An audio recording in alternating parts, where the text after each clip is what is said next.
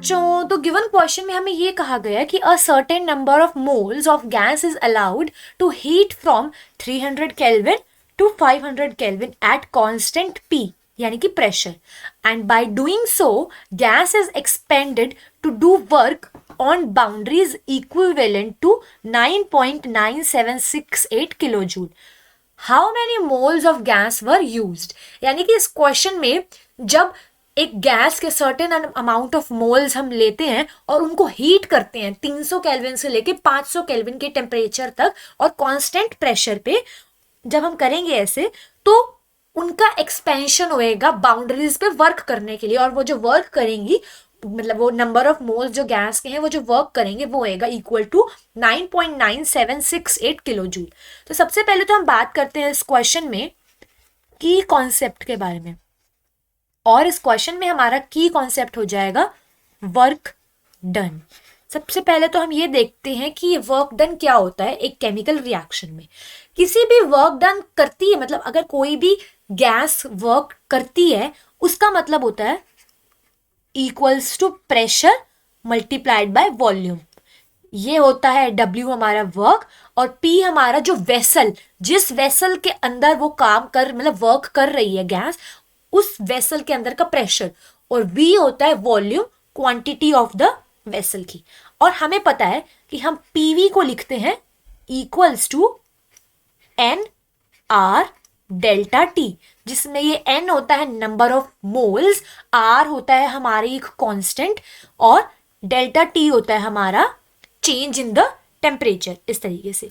और अगर हम बात करेंगे प्रेशर और वॉल्यूम के बारे में तो वो इक्वल था हमारा वर्क डन के, विच मीन्स हम ऐसे भी लिख सकते हैं कि W मीन्स यानी कि work done equals to NR delta T, जिसमें N हमारे हैं नंबर ऑफ मोल्स, और हमें क्वेश्चन में ये number of moles he find out करना है.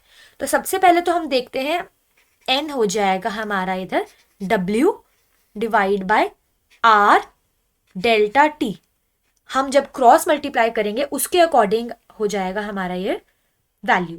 उसके बाद हमें वर्क डन की भी वैल्यू क्वेश्चन में गिवन है, और डेल्टा T यानी कि जो हो जाएगा हमारा चेंज इन द टेम्परेचर, वो हमें फाइंड आउट करना है अभी. तो अब हम देखते हैं टेम्परेचर की जब हम वैल्यू फाइंड आउट करेंगे तो डेल्टा T इक्वल हो जाएगा हमारा T2 माइनस T1, जो कि होता है इक्वल टू T2 500 माइनस 300, जो कि था हमारा इनिशियल टेम्परेचर. तो इसको सॉल्व करने पे हमारी वैल्यू आएगी 200, जो कि हो जाएगी केल्विन में, इस तरीके से.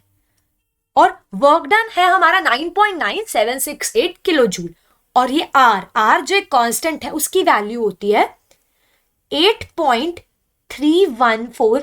ये कांस्टेंट वैल्यू हमें ध्यान में रखनी है 8.314, और ये होता है यूनिट हमारा, और साथ में केल्विन इनवर्स. इस तरीके से हम लिख सकते हैं R की वैल्यू.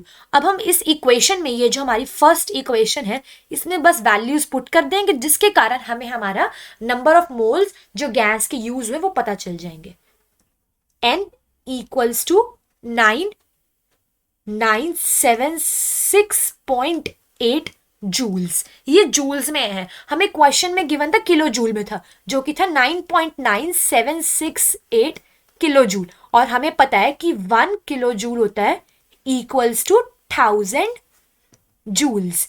तो जब हम इसको कन्वर्ट करेंगे जूल्स में तो डायरेक्टली मल्टीप्लीकेशन कर देंगे इसका 1000 से, जिसके कारण हमारी वैल्यू आ जाएगी 9976.8 जूल डिवाइडेड बाय R जो था 8.314 मल्टीप्लाइड बाय चेंजिंग टेम्परेचर जो कि था 200.